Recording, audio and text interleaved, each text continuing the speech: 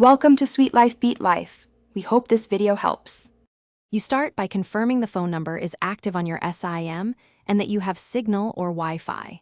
Once done, update WhatsApp and restart it so the latest verification flows run. Next, open WhatsApp, choose your country code, and type your full phone number carefully. Make sure the device's date and time are correct and automatic. These steps prevent common verification failures and get you to the point where WhatsApp can send a code to your number. When you reach the verification screen, ask WhatsApp to send an SMS and wait out the full timeout. Repeated rapid requests can be blocked. If the SMS does not arrive, choose the Call Me option so the automated voice system reads the code to you. Also check your default SMS app and any forwarding or filtering rules that could hide messages. Make sure roaming or carrier blocks aren't preventing short codes. If needed, toggle airplane mode and reconnect. Enter the 6-digit code exactly as received.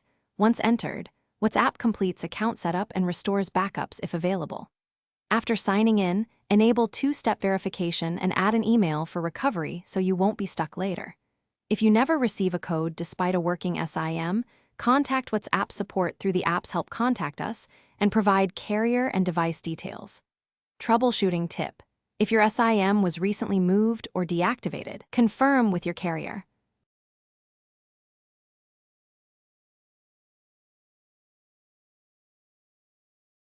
Thanks for watching. Consider subscribing if we helped you.